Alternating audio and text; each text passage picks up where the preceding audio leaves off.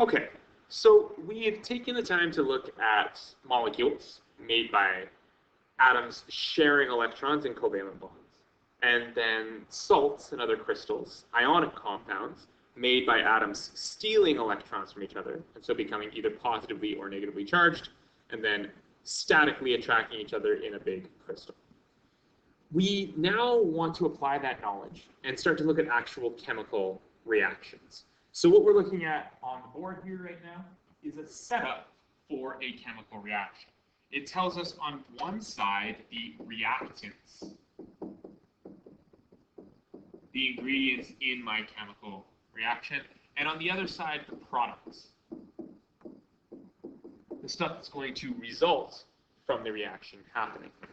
So in this case, my reactants are nitrogen gas, nitrogen molecules, dinitride, and hydrogen gas, hydrogen molecules, dihydride.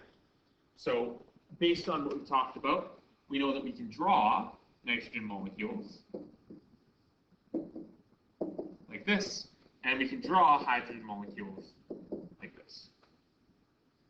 After my chemical reaction finishes, I'm going to have nitrogen trihydride, NH3, and we can draw that guy as well,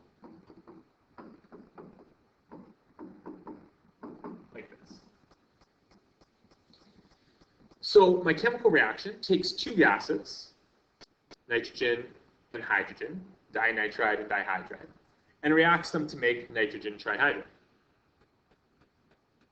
When I talk about balancing a chemical reaction, what I mean is actually indicating how many of each of these molecules would be involved in each step of the reaction. Because what actually happens here is that I have multiple H2 molecules involved. And I get multiple NH3 molecules when I'm done. So that really what's going on, if I keep careful track of things, is that one nitride, dinitride, reacts with 3 dihydride and makes 2 nitrogen trihydride. And these numbers, the 1 here, the 3 here, and the 2 here, those are counts of the molecules involved in the reaction.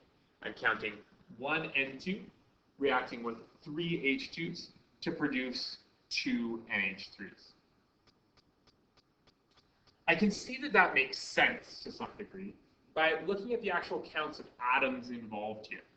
Note that I had 2 nitrogen atoms to start with, and 2 nitrogen atoms by the time I was done.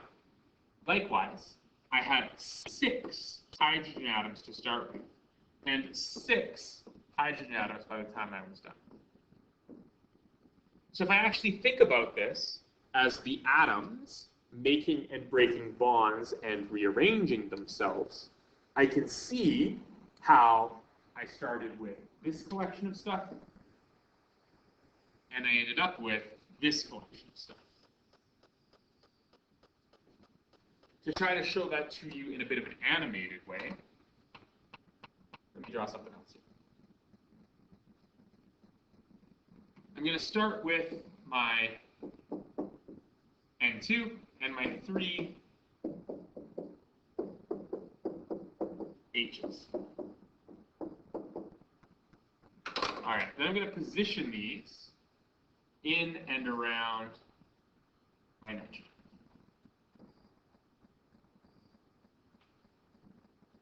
So what I'm going to do is I'm going to get rid of the bonds that currently exist and make new bonds so that when my reaction is all said and done and this guy moves away here,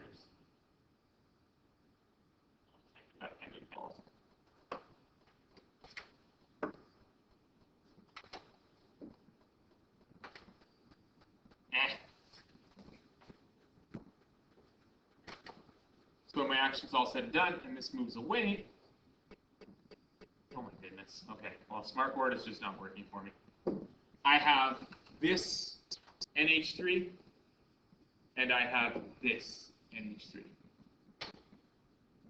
So I broke down the N2 and the H2s that I had to start, and I built up NH3s. And when I balance the chemical equation, like this one,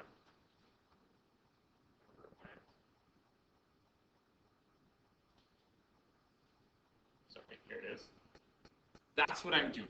I'm figuring out how many of each molecule are necessary so that if I keep careful track of my atoms, the reaction ends up actually making sense. Let's look at another example here. Let's look at the example where I take CH4, natural gas, and I have a chemical reaction with oxygen, O2, which produces as its products CO2 and H2O. If I want to draw those molecules out, CH4 looks like this. O2 gas looks like this.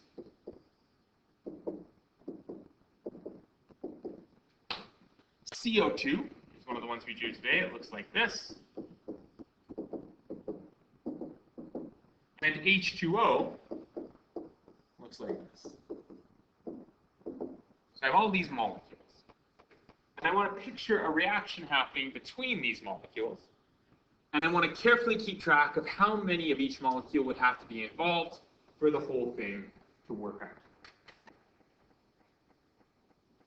As it turns out, what I really need is to double up my amount of water and double up my amount of oxygen. That is to say, I need a second water and a second oxygen molecule involved here. And then the whole thing is going to work out just fine. Let's take a look. I've got one carbon atom here and one carbon atom here. So that balances on either side of the equation. I've got 4 hydrogen atoms originally attached to the carbon. And I end up with 4 hydrogen atoms now attached to the water. And then finally, I've got 4 oxygen atoms here and 4 oxygen atoms here. So when I account for my carbon, my oxygen, and my hydrogen, everything works out, assuming that I start with 1 CH4, 2 O2, 1 CO2, and 2 H2. And so this is a balanced chemical equation, one that keeps careful track of all the atoms involved. A very, very large part of chemistry in Science 10 is doing this. It's taking the recipes for chemical reactions and figuring out exactly how many of each molecule or exactly how much of each crystal would need to be involved to account for the atoms and make everything make sense. This is the primary chemistry skill of Science 10, and it's something that we need to master. I gave you those worksheets a couple weeks ago to work on. I hope that if you haven't taken a look at that lately, you'll pull it back out tonight and take another look at it. But we are going to go hard on this stuff tomorrow and into the long weekend. If you have any questions about this, please let me know, or save them for class tomorrow when we work on this, and I will see you guys later.